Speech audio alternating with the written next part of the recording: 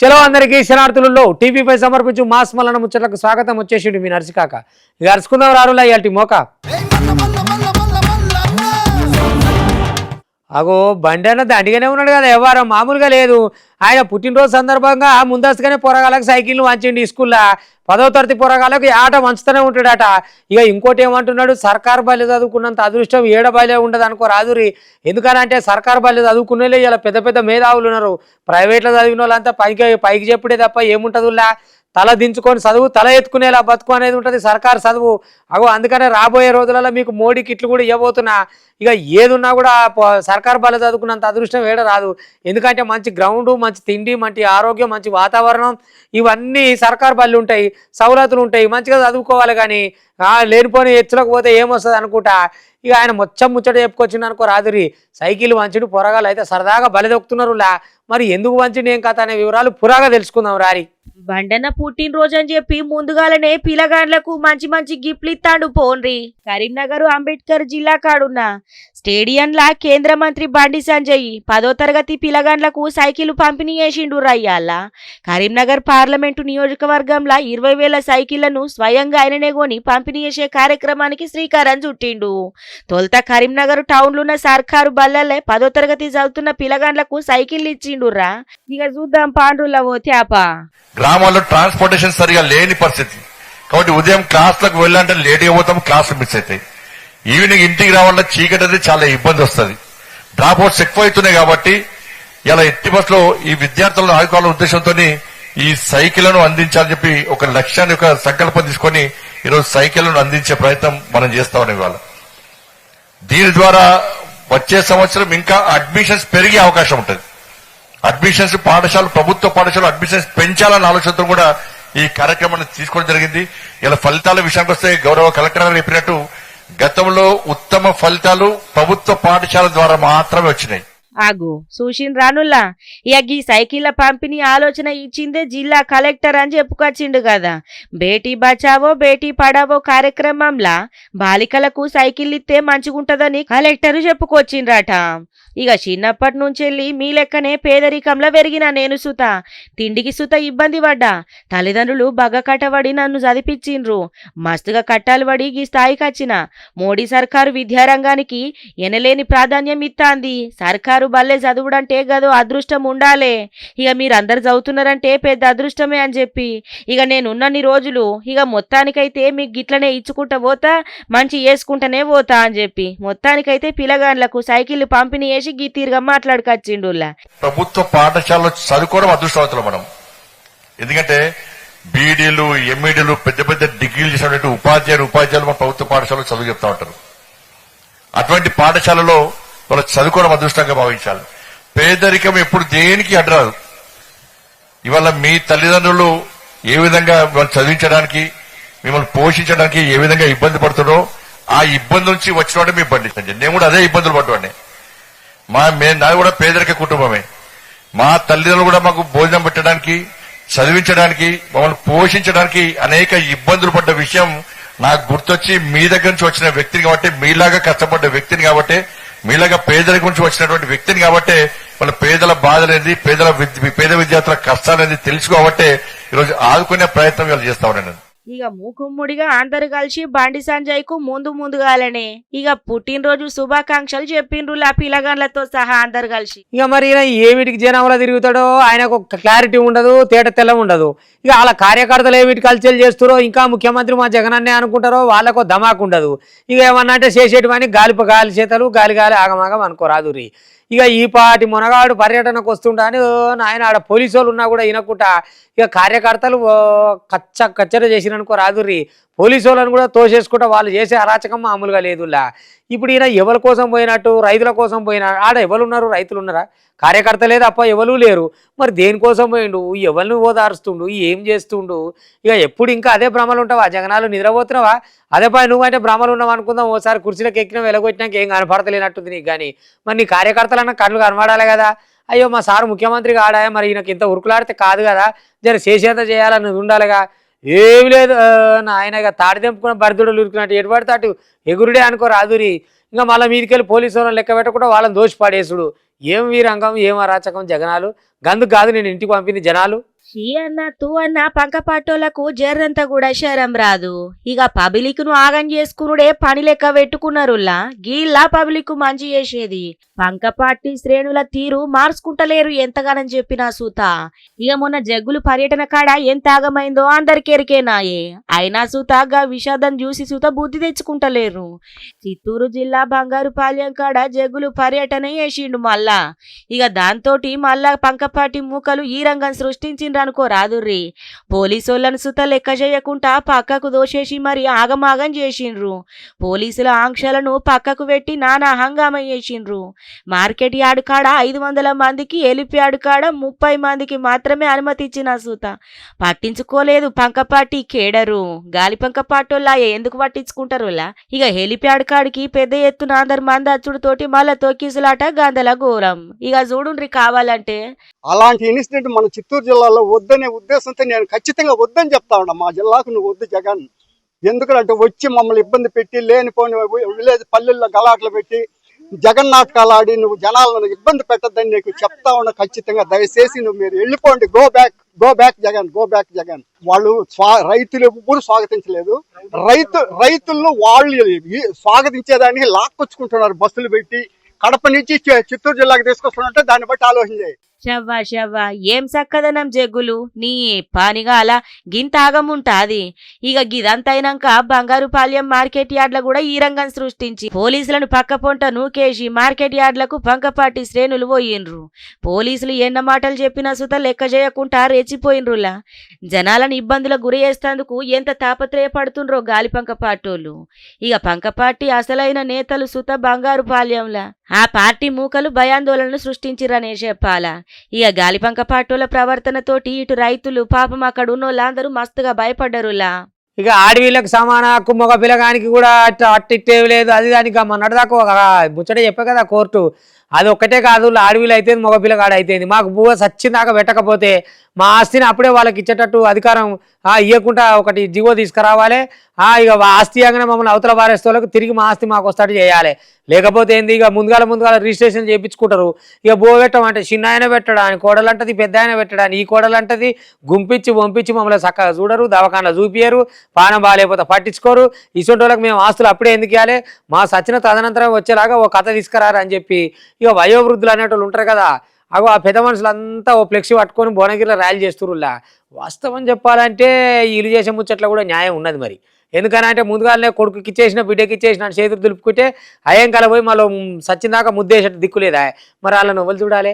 చిన్నప్పటి నుంచి సాది సవరిచ్చి పెద్ద చేసి ఆస్తులు ఇచ్చి పాస్తులు ఇచ్చి అయ్యల తరాల నుంచి వచ్చి ఇచ్చి బతికినప్పుడు దాచుకున్నదంతా దాసిచ్చి దోసిచ్చి ఇస్తే ఆఖరికి వచ్చేతాలకు బుక్కడు భూవ గతి లేదా. మరి ఉండాలి కదా వాళ్ళకు కూడా చట్టం. అందుకే వాళ్ళు అంటున్నారు. మరి వాళ్ళు అన్న దాంట్లో కూడా తప్పు లేదు. కానీ మరి సర్కార్ ఏం ఆలోచన చేస్తుంది అనేది చూడాలి. ముందుగా అయితే ఇలా ముచ్చట చూద్దాం రా.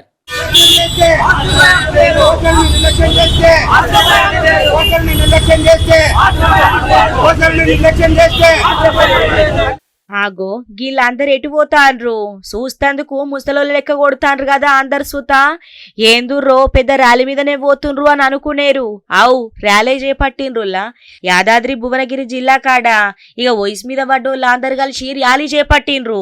పిల్లలు తల్లిదండ్రులను చూసుకోవాలంటే గల ఆస్తుల మీద కూడా సుత హక్కు కోల్పోయే విధంగా చట్టం తీసుకురావాలా అని. తల్లిదండ్రులు గల పిల్లలకు ఆస్తులు రాసిస్తే తల్లిదండ్రులను ముసలి సమయంలా ఇక శాతగాని సమయంలో చూసుకో ఇక అటెనక చిక్కి ఆస్తులను తల్లిదండ్రులకు తిరిగిచ్చే విధంగా చట్టం తీసుకురావాలని డిమాండ్ చేసుకుంటా ర్యాలీ చేపట్టిండ్రులా. ఇక చూడుండ్రి కావాలంటే. పోషణ లేకుండా ఉంటున్నారు. ఆ పిల్లలకు పోషణ జరిపేటట్లు ప్రభుత్వం కూడా చర్య తీసుకోవాలని, పోషించినటువంటి పిల్లలపై చర్య తీసుకోవాలని, వారిపై ఆస్తి హక్కులు లేకుండా వారికి తల్లిదండ్రుల నుంచి ఆస్తి రాకుండా చూడాలని, ఒకవేళ తల్లిదండ్రులు కనుక ఆస్తి ఇచ్చినట్టయితే తిరిగి తల్లిదండ్రులకు ఆస్తిని అప్పగించాలని ఈ కార్యక్రమం మీద ఈరోజు భువనగిరిలో పాదయాత్ర చేస్తూ సమావేశం ఏర్పాటు చేసుకున్నాం. ప్రభుత్వం కూడా తల్లిదండ్రులపై వృద్ధులపై కూడా ప్రత్యేకంగా శ్రద్ధ వహించి తప్పకుండా వృద్ధులను సంరక్షించడానికి చర్య తీసుకోవాలని కూడా విజ్ఞప్తి చేస్తున్నాం. ఆగో గదన్నట్టు రా కథ. అవు మరి ఇయాల రేపట్ల ఉన్నాస్తి ఇల్లు జాగా భూమి జాగా మొత్తం రాపించుకొని అటెనక షికి రోడ్డు మీద పడేస్తాండ్రు. కన్న తల్లిదండ్రుల్ని చూసుకునేతందుకు వాళ్ళు తినేదాంట్లో ఒక ముద్ద పెట్టేతందుకు సుత ఏడుతాండ్రు. అంత కాదంటే కొడుతుండ్రు, అట్లా కాదంటే సంపుతాన్రు. ఇక గందు గురించే మొత్తానికైతే ఇక గిట్లా ర్యాలీకి దిగినరటనులా.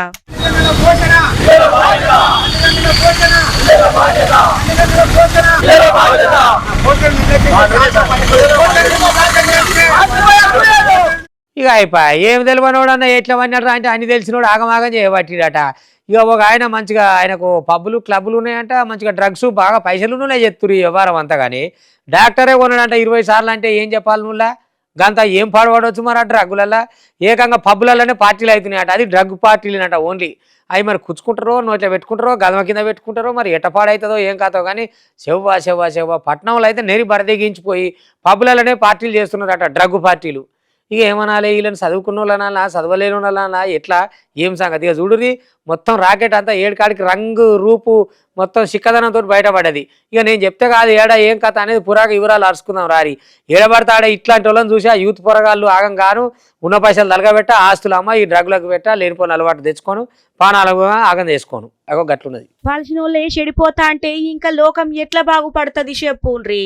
ప్రముఖ దవాఖాన్ల కార్డియాలజీ డాక్టరు ప్రసన్నకు సూర్యానటైన బగ్గ మంచి సోపతాట. ఇక ఆయనతోటి డాక్టర్ మంచిగానే సప్లై చేసిందట దందా. ఏం దందా? గదే డ్రగ్స్ దందా. ఇక డాక్టర్ ప్రసన్న 20 సార్ల డ్రగ్స్ కొన్నట్లు పోలీసోళ్ళు గుర్తుపట్టిండ్రు. వామ్మో 20 సార్ల గీమెందుకు కొనాలెనుల్లా, గీ ఆడద్దని గాలే చెప్పాల్సింది పోయి గీసొంటి పనులు చేస్తారు. 23 మంది వ్యాపారవేత్తలకు సూర్య డ్రగ్స్ సరఫరా చేసిండట. ఇక ఎంత ఆపాలని ఎంత గట్టిగా కఠినంగా ఉన్నా సుత ఆపకుండా గీ దందా మాత్రము బగ్గనే నడిపిస్తుండ్రులా. ఇక మొత్తం మీద అయితే ఎంకులాడి టీగ గుంజుతే డొంక మొత్తం గదిలిందన్నట్టు డ్రగ్స్ రాకెట్ మొత్తం గుట్టురట్టయింది. కోంపలికాడున్న మల్నాడు రెస్టారెంట్ కేంద్రంగా డ్రగ్స్ సప్లై ఎత్తున్నట్లు గుర్తుపట్టిండ్రు. చిన్న పొలగండ్ల కాంచెల్లి పెద్దోళ్ళ దాకా, కాలేజీ కాంచెల్లి ఎక్కడ పడితే అక్కడ డ్రగ్స్ సరాపరా మామూలుగా అయితే లేదు. హెరాయిన్ గుంజుడు, కొకైను గుమ్ముడు, ఇక గంజాయినేమో గుంజుడు. యాడ చూసినా గిదే ముచ్చట. మత్తుకు బానిసయ్యి ఆగమైతాన్రు పొలగాండ్లు. అయినా సుత పోలీసోళ్ళు ఎంత గట్టిగా చెప్పినా ఇనకుంటా గీ దంద నడిపిస్తూనే ఉన్నారులా. ఇక మొత్తం మీదైతే గుట్టు రట్టు చేసిందనుకో రాదురు ఈగల్ టీము. ఎడ్డోనికి ఏమి చింతరా అంటే గడమి చింత అని ఇక ఈ వడ్డీ వ్యాపారులతో కథ ఉన్నది అనుకో రాదురి. అవతలోని అవసరం ఆసరా చేసుకొని, అవతలోని అక్కెర ఆసరా చేసుకొని, ఇక నేను 20 రూపాయలకైతేనే ఇస్తా, నేను 10 రూపాయలకైతేనే ఇస్తా, ఇక 10 నుంచి 20 నడవ దంచి దమాంచి ఇచ్చిపెట్టి మళ్ళీ మీదకెళ్ళి వాళ్ళని కొడుతందుకు, దాడులు చేస్తేందుకు, అడిగినాడు ఇవ్వకపోతే ఆగం చేస్తేందుకు, వాళ్ళ వస్తువులు గుంజుకొస్తేందుకు. ఓ నాయన ఎక్కడి తెగింపు ఏం కథ.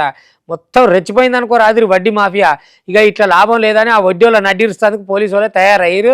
ఒక్కొక్కళ్ళ లెక్క చూస్తామని బయటకు వెళ్ళిరులా. చూడురు సారు తినాలి, తినకాడికి తినాలి, న్యాయంగా ఉండాలి. కానీ 10 రూపాయలు ఇచ్చి 1,00,000 రూపాయలు కట్టరా అంటే ఏంచి తెచ్చి కడతారు, ఎక్కడి కథ.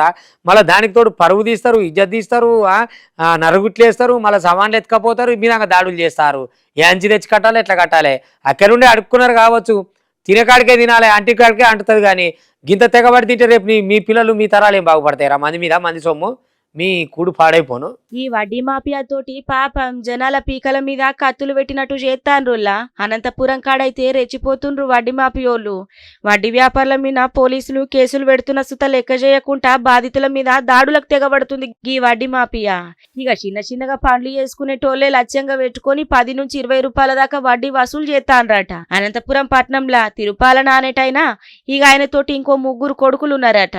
ఇక 10 నుంచి 20 రూపాయల వడ్డీ వ్యాపారం చేస్తాన్రట గీళ్ళు. వడ్డీ చక్కగైన సమయంలో ఇయ్యకపోతే చాలు ఇంటికి పోయి కొట్టుడు, తిట్టుడు, ఇంట్లున్న సామాను బయట వాడేసుడు, ఇయో గిసుంటి అన్ని చేస్తాన్రట నుల్లా. ఇక గట్లనే ఓగోళ్ళు ఇంటి మీద దాడి చేసిన ఈడియో అల్చెల అవ్వుడుతోటి రంగంలోకి దిగిండ్రు పోలీసోళ్ళు. ఇక ఈ వడ్డీ వ్యాపారుల ఏదింపులకు నిరసనగా 1 టౌన్ పోలీస్ టౌన్ ముంగట ఆందోళనకు దిగిండ్రు పాపం బాధితులు. ఇక చూడుండ్రి కావాలంటే దానికి ఏదో మీరు మీ అవసరాల దగ్గర తీసుకుంటారు, మీ ధర్మ ఓటు ఏదో దాని ఓటు సెటిల్ చేసుకుంటారు. అధిక వడ్డీలు అంటే కంప్లైంట్ పోలీస్ స్టేషన్కి వచ్చి కంప్లైంట్ చేయండి. అది 5 రూపాయలు వడ్డీ, 10 రూపాయలు వడ్డీ అంటే ఎవరైనా సరే, వీళ్ళే కాదు, ఇక ఓల్డ్ టౌన్ అయినా మనకున్న ఎవరైనా సరే అధిక వడ్డీలు అంటే ఖచ్చితంగా పోలీస్ స్టేషన్లో మేము ఎక్స్ట్రాక్షన్ కేసు కడతాం. 5 రూపాయల వడ్డీ, 10 రూపాయల వడ్డీ మాత్రం కట్టద్దండి. వాడి డబ్బు వాడికి ఇచ్చేయండి, అంతేగాని 5 రూపాయల వడ్డీ, 10 రూపాయల వడ్డీ మాత్రం కట్టద్దండి. అట్లా ఎవడన్నా మీ షాప్ దగ్గరికి, మీ ఇంటి దగ్గరికి వచ్చి గలాట్ చేస్తే ఖచ్చితంగా పోలీస్ స్టేషన్ కంప్లైంట్ చేయండి, మేము ఖచ్చితంగా యాక్షన్ తీసుకుంటాం. అంత ములాజం దాంట్లో ఏ మాత్రం చెప్పాలి. ఈరోజు జరిగిన దానికి కేసు రిజిస్టర్ అయింది, వాళ్ళు మేము తగిన యాక్షన్ కూడా తీసుకున్నాము. మా ఆఫీసర్లు కూడా చెప్పినారు, ఎక్కడ కూడా వెనకాడము. రేపు పొద్దున మీడియా వాళ్ళు కూడా మాకు సహకరిస్తే రేపు పొద్దున వీళ్ళని బజార్లో కూడా మేము 3rd డిగ్రీ ఇచ్చేసి నెక్స్ట్ వీళ్ళకి డిస్ట్రిక్ట్ కాకుండా మేము చేస్తాం. ఆగో చూసిండ్రానుల్లా గసొంటి పాపప్ సొమ్ము తింటేంత తినకపోతేంతనుల్లా గిట్లాగం చేసుకుంటా పాపం బక్క ప్యాదుల కడుపు కొట్టుకుంటా పానాలు తీస్తాన్రు, జీవం తీసుకుంటా ఆగమాగం చేస్తాన్రు. ఇక మొత్తానికైతే రోజు రోజుకు గిసుంటి వడ్డీ మాఫియాలు బాగా రెచ్చిపోతున్నాయి. గిసుంటోళ్ళ ఆట కట్టాలని మొత్తానికైతే ముచ్చట తెలిసిన పబ్లిక్ అనకత్తుండ్రు. ఇక అయిపోయి ఇవాళ రేపట్ల సీజన్లు అన్ని జాతరల సీజన్లు, బోనాల సీజన్లు, ఆ సీజన్లు ఈ సీజన్లే కాదులా. మేమెందుకు రావద్దు, మాకో సీజన్ ఉందని వైరల్ సీజన్లు కూడా వస్తున్నాయి అనుకో రాదురి. ఈ అడమైన జ్వరాలు ఏడంగా ఎవరికి వస్తున్నాయో ఏడికెళ్ళి వస్తున్నాయో తెలుస్తలేదు కానీ ఇక కీళ్ళ నొప్పులు, కాళ్ళ నొప్పులు, జ్వరాలు, దగ్గులు, తుమ్ములు, పిల్లలు, పెద్దలు, ముసలోళ్ళు, ముడిగోళ్ళు అందరికి ఇంటికి బాధ వరుసలు పెట్టి వస్తున్నాయట. జర జాగ్రత్తగా ఉండురు, మాస్కులు పెట్టుకోరి, అడవులు తిరగకూరి, ఆగమాగం కాకురి, దవాఖాన పోటీ పోతే ఇవాళ రేపట్ల ఊకే అయితే లేవు. అంటే పాలసీలు కట్టుకోరి, బీమాలు కట్టుకోరు అని చెప్తున్నారు, పైసలకు తట్టుకోలేక. అగో గన్ని ఇబ్బందులు ఉన్నాయి. ఇన్నేమో కానీ బడి దవాఖాన అంటే పెట్టే పరిస్థితి లేదు సామాన్య మానవుడు. అంత పరిస్థితి ఉన్నది కాబట్టి రోగాల కాడ పైలంగా ఉండురి, అడవులు ఈ రొచ్చు గిచ్చునకాయ తిరగకూరి, ఈ దోమలతోటి జాగ్రత్తగా ఉండురి. ఆనకాలం అత్తే జాలు సర్దులు, దగ్గులు, మూక్కుగారుడు, పొలగాండ్లకు ముక్కు జీదుడు, దీంతోటి విష జ్వరాలు గివన్నీ బాగుంటాయి. అసలు చెప్పాలంటే ఆనకాలంలా బయట సామాన్లు ఏవి సుత కొనద్దు, ఏవి సుత తినద్దు. ఎందుకంటే దుబ్బ ఈగలాలుడు మొత్తం ఆగమాగముంటది. చిన్న పొలగాండ్లకైతే బయటి సామాన్లు అసలే తినబెట్టద్దురా. ఇక ఇప్పటికే మస్తుగా మొదలైంది సీజనల్ వ్యాధుల విజృంభణ. తెలంగాణలా కొన్ని జాగలల్లా బాగానే వ్యాధులు విజృంభిస్తున్నాయులా. సందు బొందు పల్లె పట్నం అన్న తేడా లేకుండా ఎక్కడికక్కడ వైరల్ జ్వరాల బారిన పడతాండ్రు పాపం పబ్లికు. గీ సంఖ్య బాగానే పెరుగుతాందోలా. సందులల్లా బొందులల్లా దోమలు, ఈగలు గిస్వంటి అన్ని ఆలుడుతోటి కుట్టుడుతోటి విష జ్వరాల బారిన పడుతుండ్రు. దవాఖాన్లకు లైన్లు కడుతుండ్రు పాపము. ఈ సీజన్లో చూసుకున్నట్టయితే మనకు అంటే ఈ వర్షాలు రావటం కారణంగా కొంత వైరల్ ఫీవర్స్ పెరిగినాయండి. మామూలుగా డెంగ్యూ, మలేరియా, తర్వాత టైఫాయిడ్, వామిటింగ్స్, మోషన్స్ కావటము, తర్వాత కొన్ని ఫ్లూ జ్వరాలు రావటం కూడా జరుగుతుందండి ఇప్పుడు. అదే ఈ టైంలో ఏంటంటే మనకు వాటర్ అనేది ఎక్కడికక్కడ స్టాగ్నెంట్ అయిపోయి దాంట్లో బాగా దోమలు వృద్ధి చెంది మనకు వస్తుంటుంటుంది. దోమలకు వృద్ధి చెందకుండా మనం తగిన జాగ్రత్తలు తీసుకోవాలి. అంటే పరిసరాలను పరిశుభ్రంగా ఉంచుకొని ఏమైనా ఖాళీ పాత్రల్లో నీరు నిల్వ ఉన్నట్టయితే వాటిని మొత్తం పడబోసి తర్వాత మనం మస్కిటో నెట్స్ వాడటము, తర్వాత ఈ దోమల్ని నివారించినట్టయితే మనం మలేరియాని కానీ, డెంగ్యూని కానీ, చికెన్ గున్యాని కానీ నివారించడానికి అవకాశం ఉంటుందండి. ఇక వాతావరణంలో వచ్చిన మార్పులు, చక్కగా శుభ్రంగా ఉండకపోవడు, చుట్టుపక్కల ఎక్కడ పడితే అక్కడ ఆగమాగం ఉండుతోటి ఈ వ్యాధులన్నీ అత్తయ్యోర్రా. డెంగ్యూ, చికెన్ గునియా, మలేరియా, టైఫాయిడ్ ఇవన్నీ రోజు రోజుకు పెరుగుతూనే ఉన్నాయి చూడుండ్రి కావాలంటే. ఇక పట్నంలో ఉన్న నల్లకుంట ఫీవర్ దవాఖాన్లకు రోగుల తాకిడి మామూలుగా రాలేదు. ఎక్కడికక్కడ పబ్లిక్ క్యూ లైన్లల్లా ఎట్లా నిలబడ్డారో చూసిర్రు కదా. ఇక జర పైలంగా ఉండాలి ఆనకాలం పోయేదాకా. ఇక గివన్నటి వాటి టీవీ5 సమర్పించు మాస్ మల్లన్న ముచ్చట్లు చూస్తూనే ఉంటారు. మళ్ళీ రేపు ఇది వరదాకా మీ టీవీ5 ఇక ఉంటా.